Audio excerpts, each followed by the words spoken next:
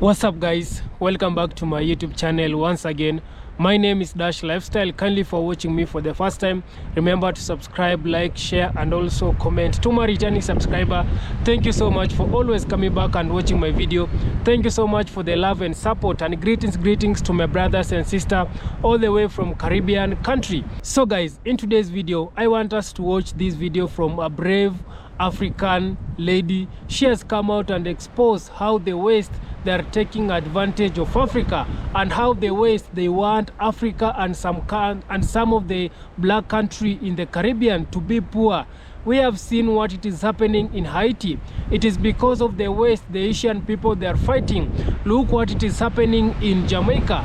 These people, they are still the head of Jamaica. Jamaica, it has not got its full independence. And also, these people, they are the ones who are making some of the African country to be poor, so that they can come and donate and give the charity to the African people. So these people, they want they are making Africans to be poor. They are making black people to look as they are poor, and also they are coming with their charity, with the donation, so that it can look as if these people, they are helping the black people. These people, they are helping some of the African country. So kindly guys, I want you to watch this video from this brave African lady coming out and expose how the West, they are doing to some of the black countries. So kindly guys, watch this video till the end, then I'll be back with more comment. What if I told each of you to tell me the first thing that comes to mind when I say the word Africa? Now, so for some of you, it might be wildlife or safari or beautiful landscapes. And for some of you, it might also be images associated with corruption, AIDS, poverty, hunger. And why is this? Because in the popular imagination and in mass media, we are constantly shown images of Africa as a place of just catastrophe. So we see how Africa is dying, and we don't see how Africa lives. We see what Africans cannot do, and we don't see what Africans can do. And most of all, we see what we can do for Africa.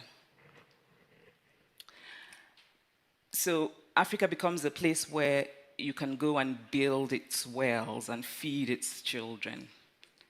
A place where you can go do your charity. Privilege brings with it a certain power. And it is a power we cannot necessarily do anything about. So I can't shrug off this power by denying my upbringing, for example. But it is important to me to be aware of it always and constantly aware of it. And most of all, it is important to me not to turn my privilege into a personal virtue, because it is not. I now call it acknowledging my privilege. To always be aware that I'm privileged, and more importantly, to be aware that there are different layers and meanings of privilege. My family was far from wealthy, but we were the academic middle class. And so that meant that I had the good fortune of a good education, of being raised by parents who were themselves educated. And it meant that I was given the basic tools to navigate life in the modern world. Now, my cousins, on the other hand, were not given those tools. Their father, who is my father's brother, was not as academically gifted as my father, and so did not get the scholarships that my father got, did not get the education that my father got, and so his children did not have the privileges that my father's children had. My cousins lived in the village, and they did not go to the schools that I went to, not because they were not bright or willing, but because they were not given the opportunity. Like many African families, my family is extended. And the side of the family that has a bit more subsidizes the side of the family that has a bit less. And so while I was growing up, my parents supported my uncles and my aunts. And now I regularly send money to my uncles and my cousins and my aunts. I love my cousins very much. I'm very close to them.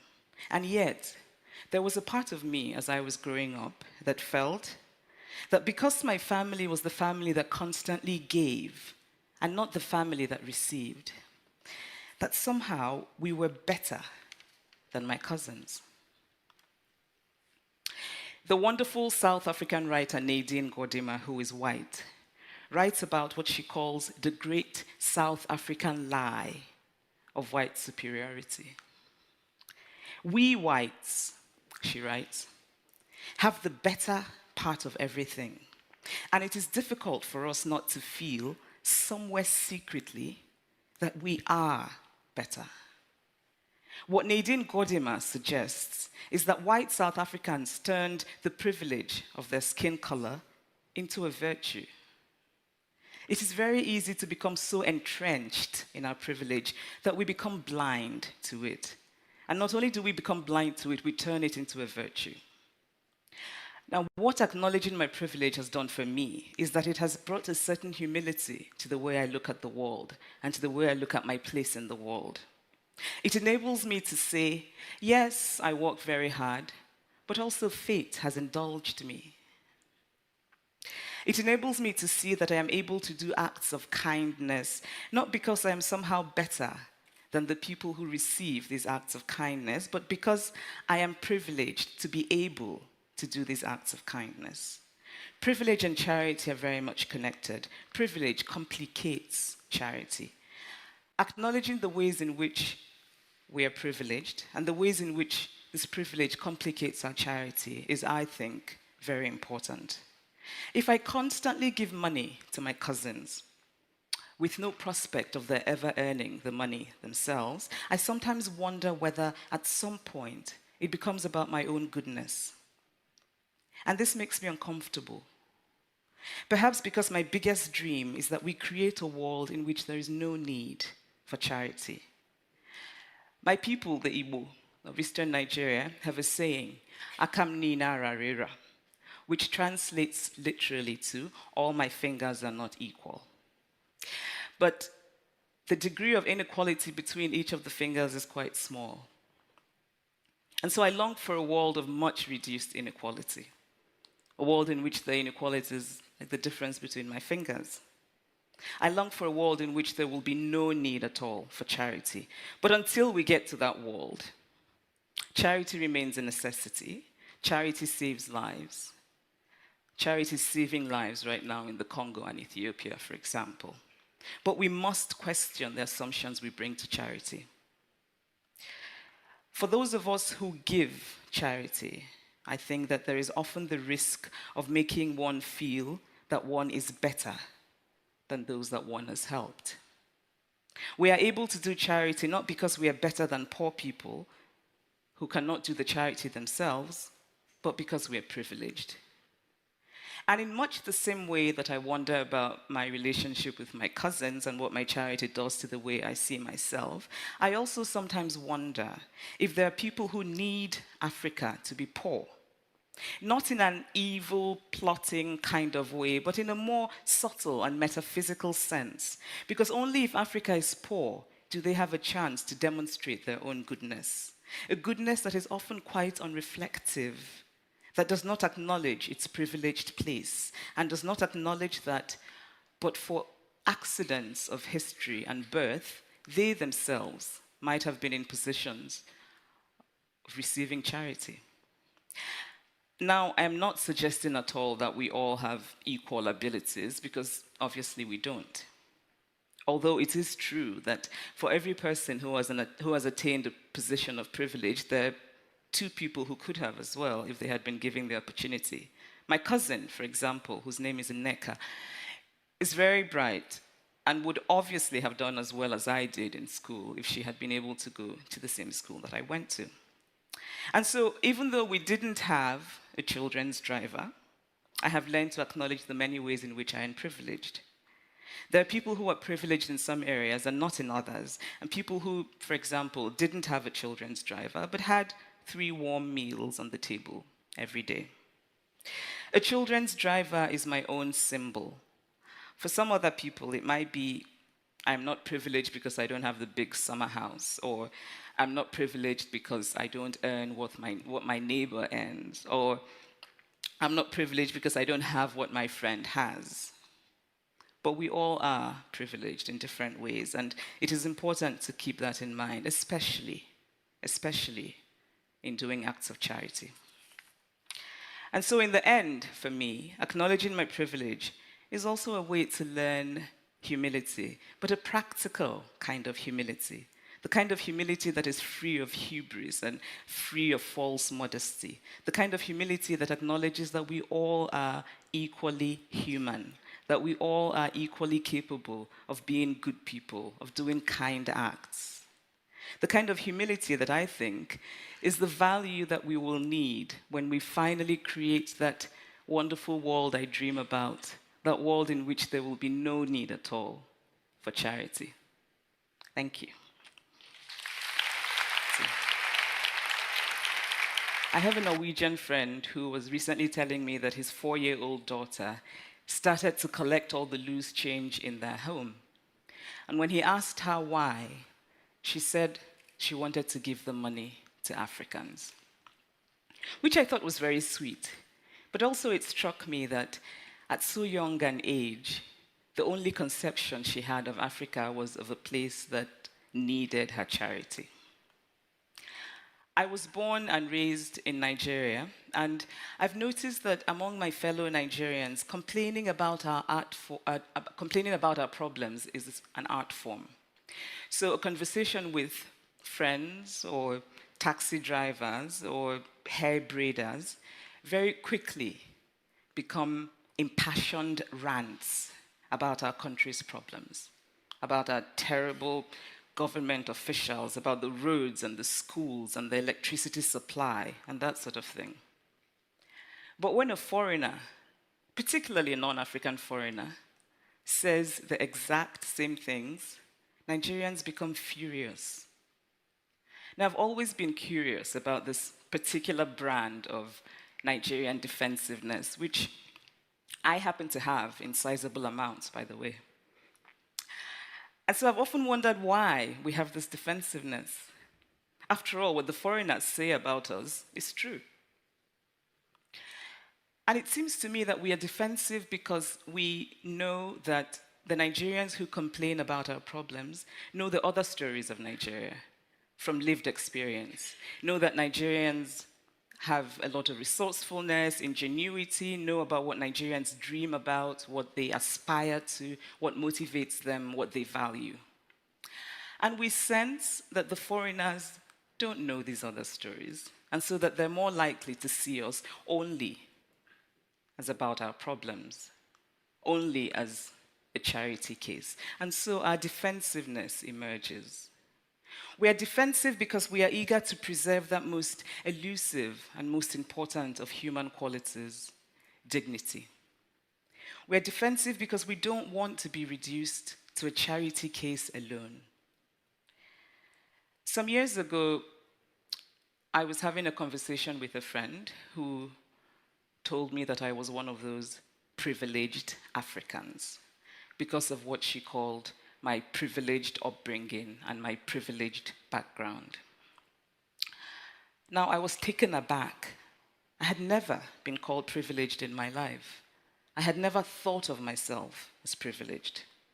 I had grown up being very aware of privilege, and to me, privilege meant those Nigerian children who went abroad every summer and who had a driver designated the children's driver. And so after this acquaintance friend sort of told me that I was privileged, my first reaction was to push back the label, to reject it, to say that of course I wasn't privileged. I thought to myself, how can I possibly be privileged? After all, we didn't have a children's driver. And of course, this, the children's driver, was a symbol of both affluence and indulgence, a symbol of a small class of people who could take for granted things that I could not even conceive of. I did not have the things they had. I did not live the lives they led. And so in my mind, I was not privileged. I grew up in Nsukka, which is a small university town in eastern Nigeria, and my parents worked at the university, my father as a professor, my mother as an administrator. And so my entire life until I became an adult was spent on the campus of the University of Nigeria at Nsukka. Nsukka was a sleepy town of rolling hills and dust, and the houses sat side by side, and they were separated by carefully trimmed hedges. I went to the university primary school and the university secondary school, and it was a very safe and happy childhood. And now, looking back as an adult, it seems to me perilously close to idyllic. But in my mind, it was not at all privileged. I told myself that it was not privileged because it was not wealthy. Yes, we lived in a 5-bedroom house, and we had a large yard where my brothers and I played soccer.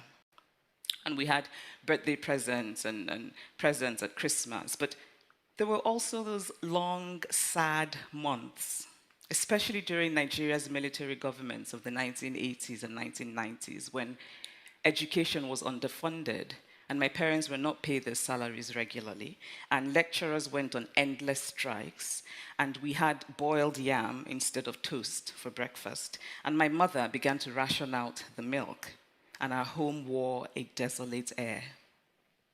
And so, of course, I was not privileged. I told myself that I was not privileged because even though we did have drivers assigned to my father and my mother by the university, of course, we children did not dare order them around, as I was sure that those children who had a children's driver did.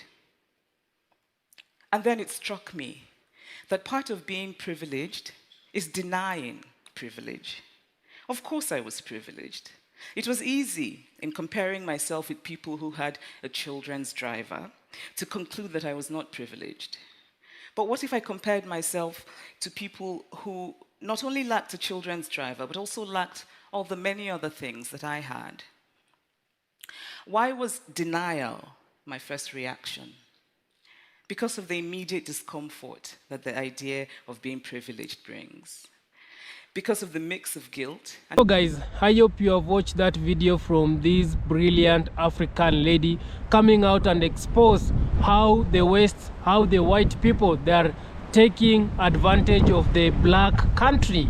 She has talked about Africa. I keep on telling you that Africa, it is the richest continent in the world, and also at the same time, why is it Africa the poor continent in the world? Africa, we have resources. Africa, we have minerals. Africa, we have gold. Africa, we are blessed. But this, because of these white people also, they are still making Africa to be the poorest. These people, they are milking Africa. These people, they are turning our African leaders to be puppet. These people, they are turning our African leaders to be a sellout, because these people, they want our minerals. These people, they want our resources, and that's why Africa, it has become also the poorest country at the same time. This African lady, she has come out and talk about the charity. These people, they are the ones who are making Africa to be poor, and at the same time, they are the ones rushing to help Africa. These people, they are causing trouble. At the same time, they are the ones who they want to come and help Africa. African, it is now the time, it is now the right time for us people to be smart with these people. These people, we have seen what it is happening to Haiti. The Haitian people, they are fighting because of the West people, because of the colonizers. They don't want to leave their country. The colonizers, they have come in Haiti. They are still taking Haiti resources. The Asian people, they are not benefiting from their country, and also they were turning Haiti leaders to be a puppet, to be a sellout, and because of that, the Asian people, they are decided to fight back their country. Look what it is happening to Jamaica. Up to date, Jamaica, they were given fake independence. In Jamaica, they were given fake freedom. You can see the head of state, they are still the colonizers who are controlling some of the biggest thing in Jamaica. This is to tell you that these people, they don't want to leave some of the black country. Look what it is happening in Africa. These people, they usually brought disaster in Africa. At the same time, they are rushing to help, to give out the donation and to give out the charity to the black, to the Africa. So it looks like as if these people, they care about Africa. No, this is because these people, they are helping Africa because they want the black people to be like these people. They are powerful than us black people. These people, they are the ones who they don't want to see Africa developing. These people, they don't want to leave Africa. These people, I keep on telling you that these people, they have their military bases in some of the African country. Why is it they are having the military bases in some of the African country, and they cannot allow African people to have the military bases in their country? Are these people protecting the black people here with their military bases, or are these people, they want to fight us if they are ready to fight the African people? It is now the right time for us black people to remove these military bases and also to stop these people donating and helping us with the charity, because I know these people, they are the ones who they don't want to see black people uniting. These people, they are the ones who they don't want to see African becoming independent. Look how these people, they are confusing our African leaders. They are giving them the loan. Look at the IMF. Look at the loans that they are giving to Africa so that they can control some of the African country which they are receiving their loan. These people, when they give you the loans, the IMF, they don't want that money back. They want your country. They want to control your country, and that's why they keep on helping Africa so that they can look, it can look as if these people, they are so much concerned about Africa. These people, they are the ones who they have denied Africa to print its own money. These people, they are the ones who they have denied Africa to have one network. I want one network so that we can communicating with some of the African country, because here in Africa it is so difficult to communicate with the person who is in Uganda, who is in Ethiopia, who is in South Africa, simply because we have different network. These people, they are the ones who came and divided our African continent. They divided and keep boundaries to the African country so that we cannot unite, so that we cannot become one. And look at their continent. These people, they are uniting. These people, their country, they are having like one president. Look at the United States, how big it is, and you can see the president is just one. Why is it that not happening in Africa? We as African also, we need to have one leader. We need to have one currency. African, we need to use one currency. I need Africa becoming borderless, and also I need African, the people who the diaspora people, the black people in the black Americas, the black people in the Caribbean, all the diaspora people, when they want to come here in Africa, to make it easier for them, they don't need any visa to come in Africa, because Africa, I want Africa to be able to accept and to receive all black people wherever they are. So kindly guys, I don't want to talk too much. Subscribe if you haven't, like this video, share, and also comment. See you on my next one. Bye bye.